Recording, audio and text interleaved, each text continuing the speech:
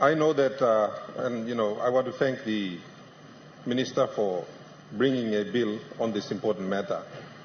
However, when we are dealing with important matters, we must not get emotional, because the decision we take, like for example, and I know we are all desperate for solutions, and it is this very desperation that is going to lead us down the wrong track. If you look at the definition of what we mean by terrorism in the Act, when I look at this definition, I can tell you right now that if the university students protested tomorrow on the street, they would qualify as a terrorist group under this definition. The students at university would qualify under this definition. We have to be responsible. You may like define him. When something you may mean by terrorism, then let's define it properly. In this definition, I don't see tribal warlords being mentioned here. Our problem is with tribal warlords and organized gangs in a particular part of Papua New Guinea. Why don't we, Minister, I urge you, why don't you add that definition in here? Let's be specific. Amend him past 10. Let's target the groups that we know are causing problems. No can put in one broad definition where right now, any of our student groups, they qualify as a terrorist group based on this definition. Now, I'm not going to stand here and support a new law that could endanger university students or trade unions for that matter. I don't think that's good. Who drafted this thing? Were enough groups consulted? Did we consult, for example, the trade unions in drafting this law? Who was consulted? Police consulted? Were senior policemen consulted in drafting this? Or did we just get a group of members of parliament, you may sit down and you may draft in this plan? We've got to be responsible in managing a country. Leaders, this is not a tucker box we are running. Me porret look passive kind of way. You could, it's up to the minister to determine who is an authorized officer. My God, that's the second problem with this. You should take out members of parliament, politically influenced persons, entirely out of this bill. The police commissioner should not be taking instruction from anyone. Very true. Fundamental. These are fundamental principles of law in a democratic country. Yes. We already know that Commissioner Manning is heavily politically influenced. We know that already. That's not good enough. He needs to be protected from political influence. You don't legislate political influence into a law. If you really seriously want something like this, then make it independent. Larin decision staff law, hand law, commander law, defense force now, police commissioner. Let them make the decision. They're the experts. With great respect to the minister, who I think is a good minister, he is not qualified as a law enforcement officer. Now, what happens if we decide to appoint a bus driver as a police commissioner? Police minister. Are we going to hand this power of appointment to such an individual? I think that's irresponsible. We can't design a law and build in a flaw. That's irresponsible. Deputy Speaker, I want to support a law that actually will give us results. And let me ask another question. The thing we need to deal with the terrorists that are operating up in some of our parts of the country are special units and special training.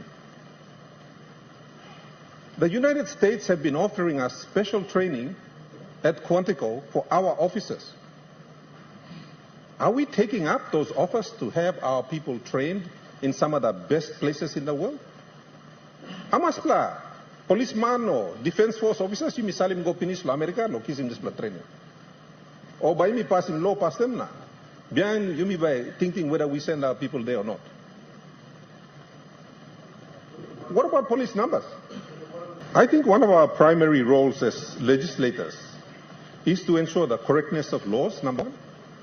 And number two is to ensure that we protect some of the rights and freedoms that people currently employ.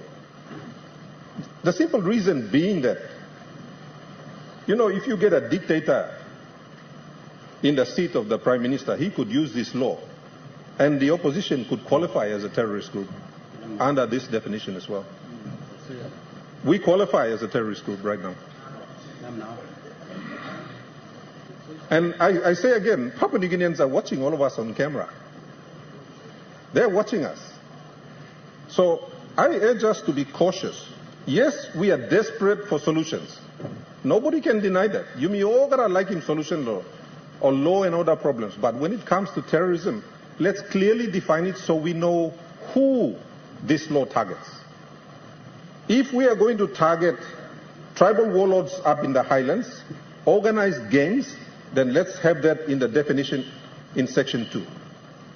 Rousing this broad definition you've got where you can apply to any group right now and be specific with it, so that there is no confusion as to what we mean when we talk about a terrorist organization.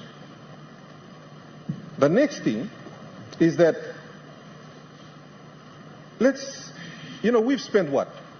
400 million so far building the capacity of the police force. What are the results of that, really? And we have another budget coming up, and I'm sure we're going to spend at least another 200 or 300 million, judging from the conversations that the government has been having. Surely we should show some results from the money we've already spent. I have seen one toya of that money spent in Sepik to support my police officers.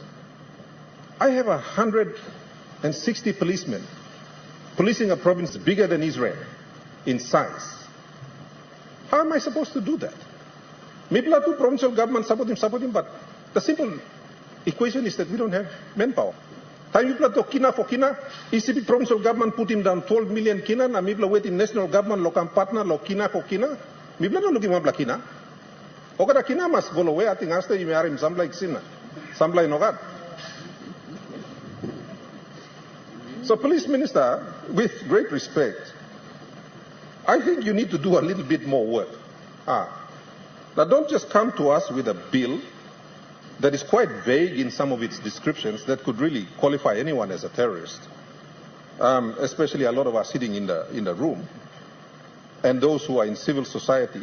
But at the same time, you've had 400 million or whatever number of extra money that's been given to the police force in the last 2 years.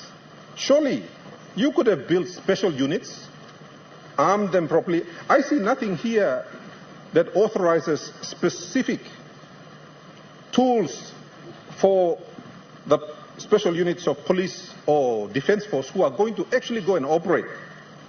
I think they should be specified in here. What sort of weapons, what sort of tactical gear, what sort of, are we going to give them drones, helicopters? There's got to be a specific thing in here that authorizes them how to operate these machines. You mean Nogatia? Mr. Speaker, the point being, this bill authorizes the use of lethal force within our boundaries. And that's not a matter that should be taken lightly, whether by the defense minister or the police minister. It authorizes lethal force in the country. Surely, all get a member of parliament, all need law. He got one blood neck inside law despla. Toko right long use him lethal force law country blowing how that force is supposed to be used. And that's not clearly defined here. It gives them huge latitude as to how they want to use these powers.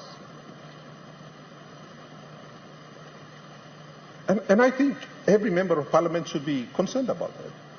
Yes, I want to see the terrorists taken down, especially these warlords that are targeting young women and girls.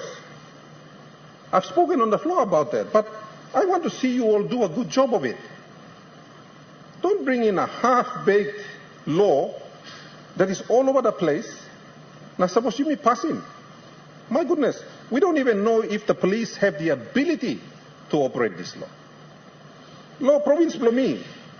Police arrested 890 people and charged them, Putimolo Karabus, in the last 6 months. I had a good member for Wabek say, not one single person has been arrested in his province. How is that possible? How is that possible?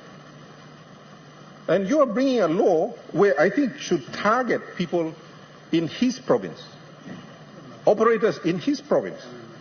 What gives the police special ability to make the arrest that they can't do now? What in this law gives them that ability? What special tools? Nothing. And you remember passing law, you may remember, but feel good or say, yes, we've passed another law. But then we are going to wait, and then we are going to complain again 6 months later that nothing is happening. I don't think that's good enough.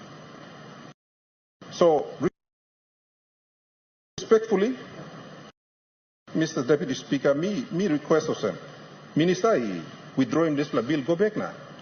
Do some work on it, and give us some background as to why it is you want to do things like this. Don't just bring the law. Give us the background to it. And then come and ask for the leaders of Papua New Guinea to give you the authorization so you can operate with the lethal force you need to bring safety and security to our vulnerable communities.